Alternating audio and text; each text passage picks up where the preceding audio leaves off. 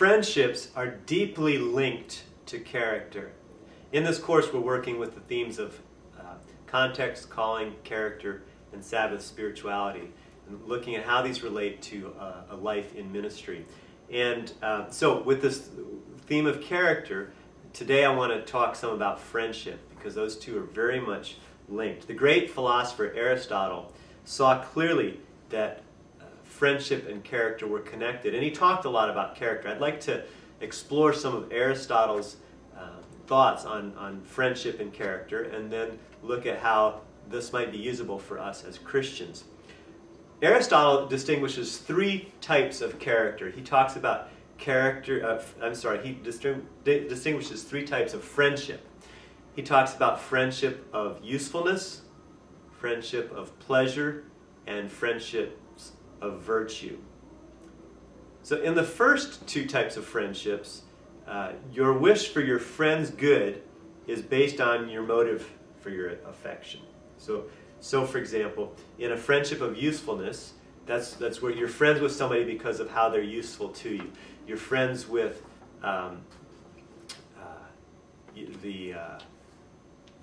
somebody who can get you a good deal on a car. You don't really care about the friendship in a big sense, but you kind of want to maintain that, because when it comes time to buy something, that's a useful friendship to have. We're applying for a house loan right now, and so I made friends with the banker, the lender, where we're trying to get a loan. It's a friendship of usefulness, and it's based on what I want, right? The second type he talks about is this friendship of pleasure, and again, it's not so much that usefulness, what I can get, but there's still this element of I'm in that friendship because of the way it impacts me. It's the reason that one desires good for a friend in these first two types is based on what feelings you want out of the friendship. Okay? So friendships of usefulness, friendships of pleasure are the first two types that Aristotle talks about. And he says this about them. Now, when the motive of the affection, of the friendship, is usefulness, the partners do not feel affection for one another per se, but in terms of the good accruing to each from the other. So if it's a friendship of usefulness, it's really more about what the good you each get from the other, not about the person per se. The same is also true of those friendships based on pleasure.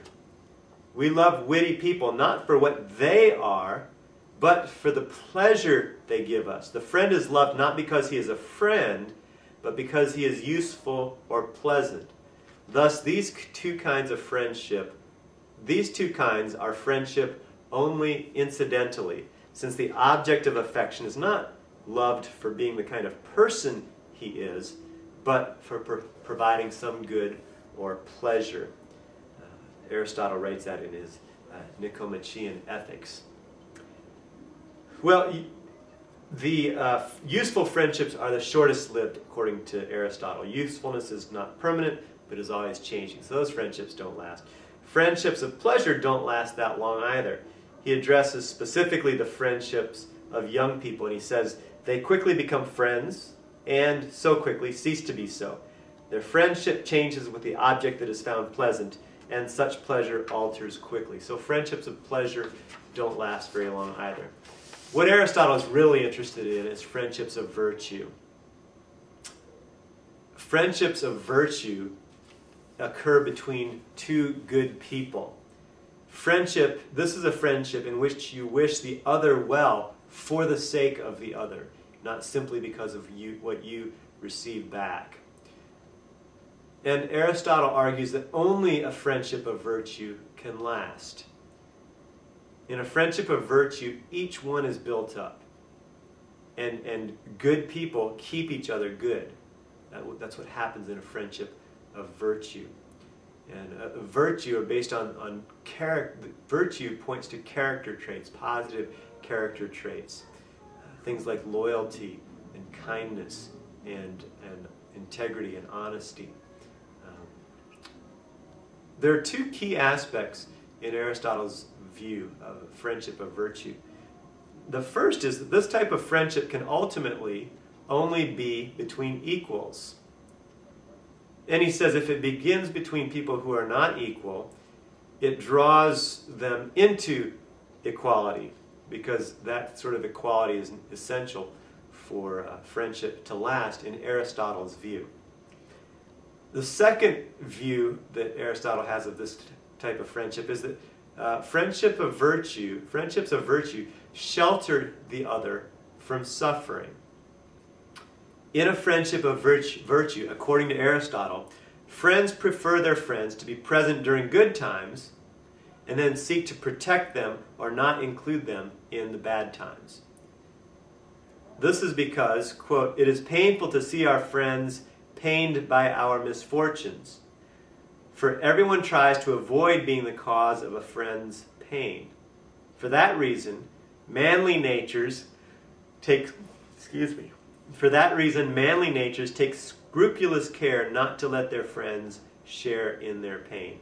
Now, of course, Aristotle was writing with very gender-specific language. We didn't want to expand that. But so he's saying that a good friend takes great care not to let their friends share in their pain. As Christians, we need to nuance this vision of friendship a little bit. There's much that Aristotle says. Aristotle is a Greek philosopher, lived several hundred years before Christ. Much that he said that was very helpful. It's very positive that we can embrace as Christians. This idea that virtue is central to friendships is very important to us as Christians. But we have some marked distinctives from what Aristotle said.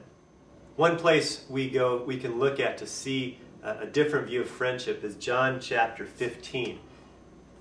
Turn in your Bibles if you've got them handy. John chapter 15. I'm going to read verses 15 through 20 and then talk about them for a minute. This is what it says. Actually, verses 12 through 20. "This is my commandment, that you love one another as I have loved you. No one has greater love than this, to lay down one's life for one's friends. You are my friends if you do what I command you. I do not call you servants any longer, because the servant does not know what the master is doing. But I have called you friends, because I have made known to you everything that I have heard from my Father. You did not choose me, but I chose you. And I appointed you to go and bear fruit that will last, so that the Father will give you whatever you ask him in my name. I am giving you these commands so that you may love one another. If the world hates you, be aware that it hated me before it hated you. If you belonged to the world would love you as its own, because you do not belong to the world, but I have chosen you out of the world. Therefore the world hates you. Remember the word that I said to you, servants are not greater than their master. If they persecuted me, they will persecute you. If they kept my word, they will keep yours also." Now, a couple things I want to point out in these verses. Jesus has this call for love. "This is my commandment, that you love one another as I have loved you." Now, doesn't Aristotle also see love as crucial? Yes, he does. But the kind of love is a little bit different.